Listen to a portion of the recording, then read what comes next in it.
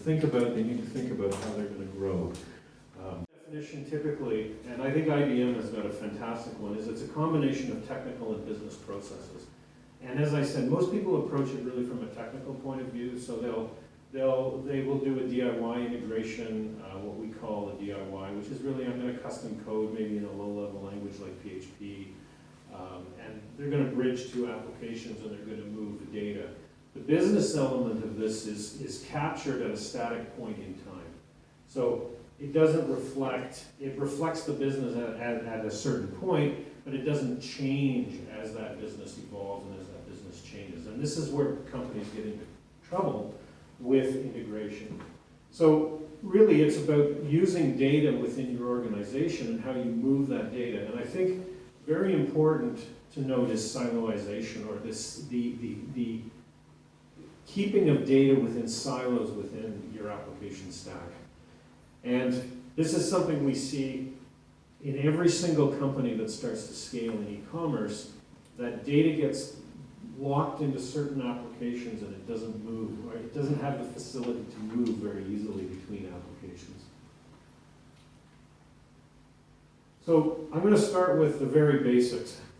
Manual. So if you're doing it manually and your order value is less than 40 pounds, you're losing money on that by doing it this way. You may think it's very efficient, but you're losing money.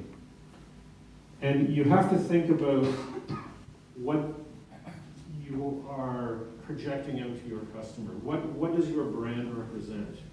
And if your brand represents slow online information because you're doing it manually, then that's a reflection on your brand. And too many companies don't make the extension and don't think about the impact of the way data is used on the image of the brand. I was having this conversation earlier that because people are strictly looking at integration from a technical perspective, they're not looking at the data points that they could use in their customer experience. So let's go through the approaches that we see out in the marketplace. Go back here. I'm going to jump over some of these slides. So we've talked about manual data entry.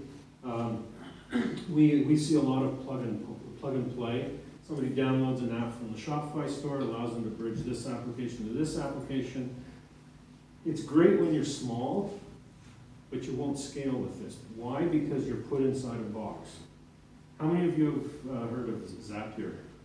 Okay, Zapier is another example of this kind of thing.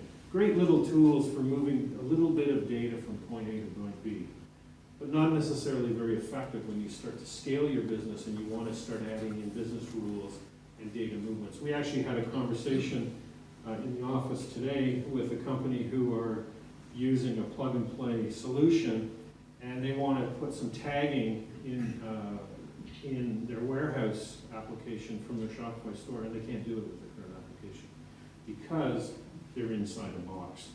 This is great, but it's like a drug. It's really easy to get addicted to plug-and-play applications. I don't like Steve Jobs because one of the things that plug-and-play apps has done is it's simplified, it's put a veneer of simplicity on something that can be fairly complicated. We see a lot of this. In the UK, we see a lot of this kind of stuff, where somebody goes out and they hire a programmer to build it. That's really, today, to me, it's an obsolete concept. Why? Because, again, your integration is being built at a static point in time. Typically, it's being done in a language that is fairly low level and is not evolving.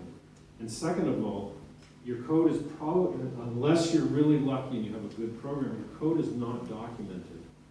So when that person is gone and somebody comes back to look at that, nobody has a clue what that program does. And when it starts to fail, it fails spectacularly. So this is where this kind of thing, long-term, can get you into trouble, or it becomes this monolithic mountain of code that becomes unmanageable. We see manual uploads and downloads of files. We see this particularly in the WooCommerce world. So if there's any WooCommerce people, that might actually resonate. Shopify's got great APIs. On the plus side, we're now up to 69 APIs to be able to do things. I wish they'd take the throttling off the API so we could do things faster, but that's coming. And this kind of stuff is good if you want to run your business in a batch mode. I think we all have experienced Amazon or some form of very high velocity retail experience. You don't do that with manual file uploads and downloads. The pinnacle of it all, or what I would call the diamond, is using a data integration service like us, where we have the ability to modify and change the integrations in real time as the business evolves, or as you're changing your business practices, we can encapsulate the new business rules in what we've built.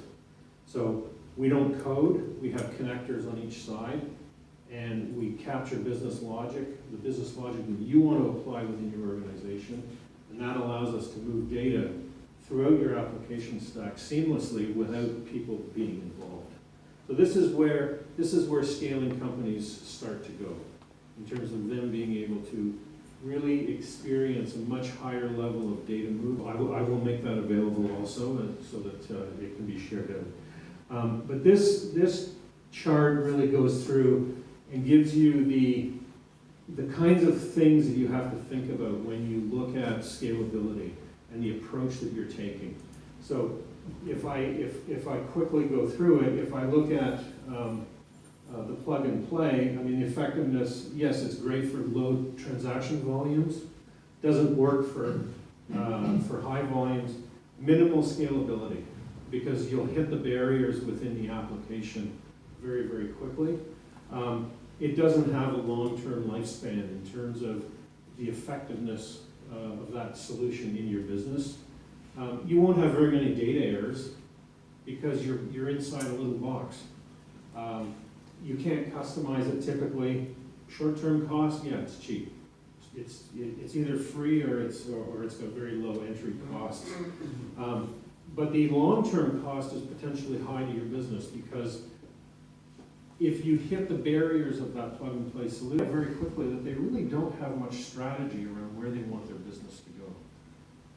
And so one of the things that I always ask people to step back before and think about before we get into a discussion about integration is, where do you see your business going? Is it declining? Is it growing? What's your long-term plan? What's your application mix? Is it a select core of applications, or is it a complex mix? As e-commerce businesses scale, we see up to 7 to 10 individual applications being used to run a business. It's not very efficient, but it's easy to get sucked into the allure of adding applications to do discrete functions, when in fact some of these should be built together. Your data sources. Are you multi-channel? Is e-commerce strictly Shopify, or are you selling on Amazon? Are you selling on eBay? One of the things I can't stand, and they were at IRX yesterday, I'm sure they're there today, M2E with their plugin that plugs into Magento that does eBay and Amazon. Why on earth would you ever, and Shopify's fallen into this trap actually, why on earth would you ever try and manage your Amazon and your eBay business in your shopping cart? Think of that. You're trying to turn a shopping cart, excuse me, into a quasi-ERP, an order management, inventory management, and a warehouse management product. It was never designed to do that. But yet many people are trying to do that. And I have gone after Shopify many times over the same approach on the Shopify platform, because they've got plugins to do exactly the same thing. You have custom solutions that are developed in-house. Are these scalable? What's your current data strategy? How do you use data within your organization? Are you moving data between multiple applications manually because there's no integration? All of that needs a strategy on how you're going to scale that. Are you at the point where you really need an ERP? Is it you've gone beyond core accounting on, say, QuickBooks or Xero or something else? Once you get into the high street, and you're dealing with the Tesco's and the Sainsbury's and Walmart and people like that, you start getting into EDI.